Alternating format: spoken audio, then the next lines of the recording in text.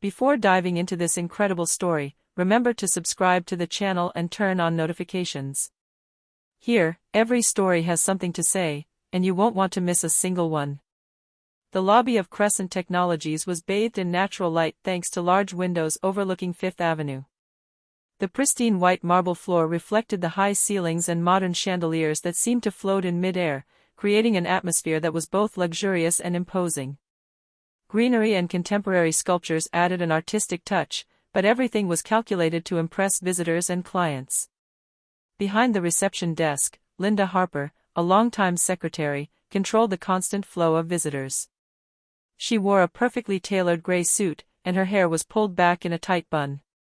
Every gesture, every word, spoke volumes about her seriousness and authority. The employees were somewhat intimidated by her, and the visitors respected her, or feared her.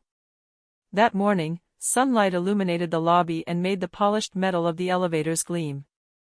Linda, focused on her computer, barely glanced up when the automatic door opened. A man entered, elegant and self-assured. His perfectly tailored black suit, gleaming shoes, and upright posture exuded a natural authority. But what struck Linda was his calm, determined gaze, which betrayed an imposing presence. The man approached the counter and said in a calm voice, "Hello. I need to see the CEO." Linda, without smiling, looked him up and down. Her eyes, despite their apparent courtesy, sized the man up suspiciously. She had seen dozens of visitors every morning, but something about this man made her uneasy. Perhaps the quiet confidence with which he spoke, or the fact that he had no appointment. "I'm sorry, sir," she replied firmly. "You need a confirmed appointment to access the offices. Without it, I can't let you in."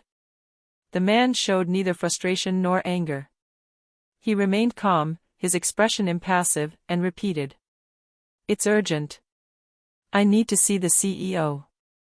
Linda sighed softly and straightened her posture, reinforcing her natural authority. She didn't yet know that she was facing Marcus Bennett, the founder and owner of Crescent Technologies, a black billionaire entrepreneur rarely seen on site and almost never by his staff. To her, he was just another visitor, and she was simply following the rules, but that decision would soon backfire. Around the lobby, a few employees watched the scene, intrigued by the subtle tension between the visitor and Linda. They didn't yet know that this man wasn't just a customer, but the one whose name made the entire company tremble. Linda Harper crossed her arms, her gaze fixed on the elegant man. Every movement of his was calculated, and she felt a strange mixture of defiance and superiority. She wasn't used to someone being so insistent at reception, especially without an appointment. "Sir," she repeated, in a drier tone, "I cannot let you through without confirmation. That is the rule." The man, calm and composed, inclined his head slightly and replied, "I understand, but it's really important that I see the CEO immediately." Linda assessed his appearance. Impeccable suit, gleaming shoes, confident stride, but for her, these details weren't enough. She had no reason to believe he was telling the truth. A doubt crept into her mind, tinged with suspicion. Why did this man seem so self-assured, yet have no appointment? "Very well," she said, trying to maintain a professional smile, "you can wait here while I check." She picked up her phone and quickly dialed her superior's office number. The man remained behind the counter, his hands slightly folded, a faint smile on his lips, but showing no sign of impatience. His composure irritated Linda. "Wait here," she said before hanging up. A few employees walked through the lobby, casting curious glances. Some whispered amongst themselves, "He looks important, but who is he?" Linda, pleased with her authority, ignored the murmurs. She didn't yet know that she had just judged the company's CEO based solely on his appearance. The man calmly took out his professional ID card and handed it to Linda. She took it distractedly and slipped it into her pocket without really looking at it, thinking it was a fake card or a joke. "I will check this with my superior," she announced, without looking up. Marcus Bennett felt a twinge of annoyance, but remained perfectly calm. He immediately understood that she was judging him solely on the color of his skin and the fact that he didn't have an appointment. The humiliation was clear, in front of all these employees, he was being treated like an ordinary visitor, or even an intruder. Meanwhile, the lobby seemed silent. Only the murmurs of the employees and the low hum of the elevators accompanied this embarrassing scene. Marcus, impassive, simply smiled inwardly, knowing that this situation would soon backfire spectacularly on Linda.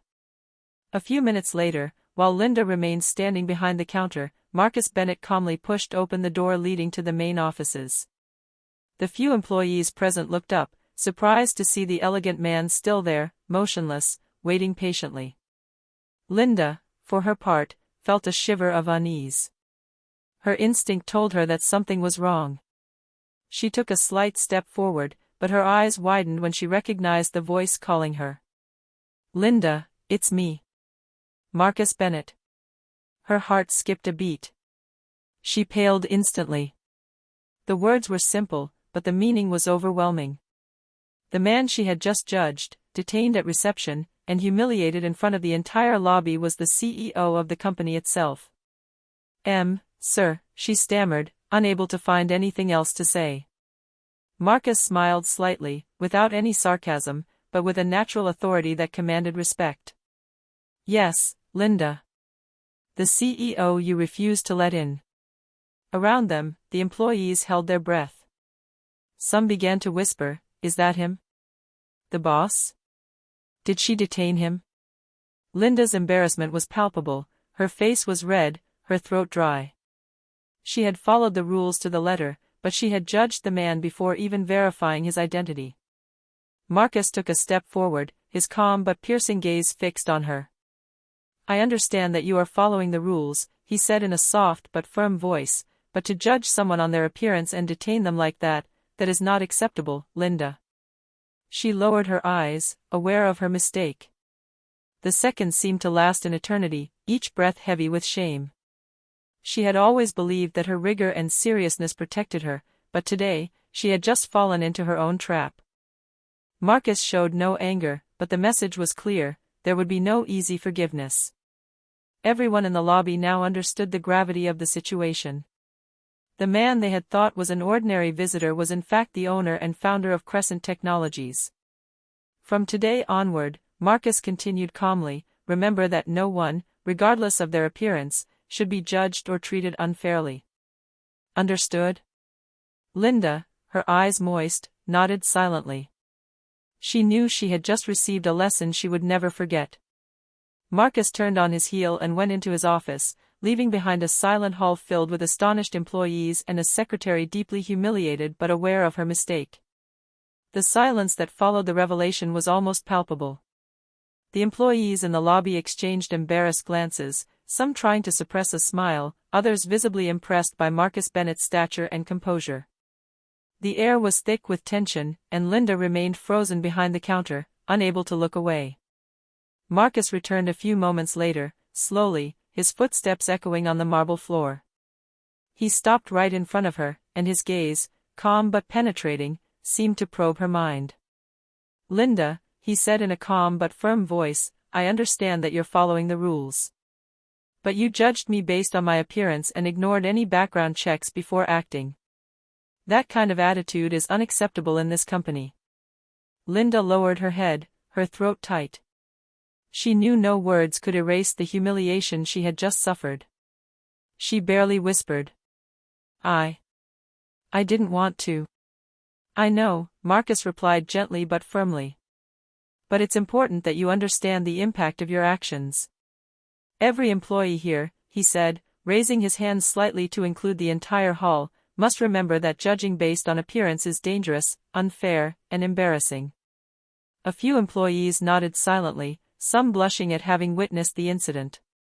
Marcus continued, "I am not here to punish, but to educate. Your role is to protect and welcome, not to judge.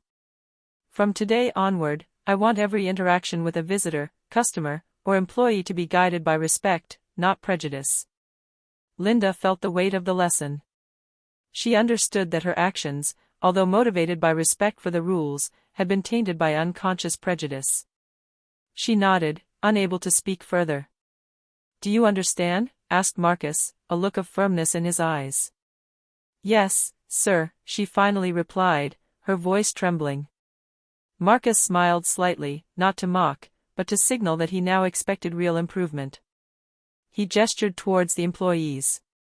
Everyone here needs to remember this incident. It's not just about respecting the rules, but about respecting people. Do you understand? The lobby was silent, but this time it was a silence of acceptance and reflection. The employees knew they had just witnessed a lesson in leadership and respect, and that this experience would remain etched in their memories. Linda, though deeply embarrassed, felt a mixture of shame and gratitude. She had just realized that the most important lessons are not found in textbooks, but in the unexpected moments of real life. In the days that followed, the lobby of Crescent Technologies had changed, even if subtly. Employees who had witnessed the incident seemed more mindful of how they treated visitors. The mere fact that the CEO had personally delivered a lesson on respect and inclusion clearly influenced everyone's behavior and decisions. Linda, however, could not forget that morning. Every time a visitor approached, she remembered Marcus Bennett, calm and imposing, addressing her with words that still echoed in her mind. His rigidity had given way to a deeper reflection: respect should prevail over rules and hasty judgments. Over the weeks, she became a role model for her colleagues. Not only did she now greet every visitor with politeness and openness, but she also took the time to explain to those arriving after her that respect and consideration for everyone were essential. The incident had transformed her role, shifting her from a mere enforcer of the rules to a true ambassador for the company. Marcus, for his part, continued to lead Crescent Technologies with his usual vision: calm, strategic, but humane. The reception incident became a point of reference for the entire company, a constant reminder that leadership is not just about giving orders, but also about teaching by example and promoting fairness. A few months later, during a team meeting, Linda addressed her colleagues. "I want you to know that every visitor deserves our respect, regardless of their appearance or the situation. I myself learned this lesson in the most humiliating, but also the most valuable way." The employees applauded. They all knew it wasn't just a lesson in politeness, but a lesson in life and human values. The story of the man Linda had remembered, CEO Marcus Bennett, became an anecdote told to remind everyone that judging by appearances can be costly, and that true respect is the foundation of all lasting success. The Crescent Technologies lobby remained bright and imposing, but now it also exuded openness, respect, and inclusion. Linda, transformed by this experience, welcomed visitors each day with a fresh perspective, aware of the importance of humanity in every interaction. And for Marcus Bennett, this little mishap was a perfect opportunity to show that true leadership consists of educating rather than punishing, leaving a lasting mark on his entire company.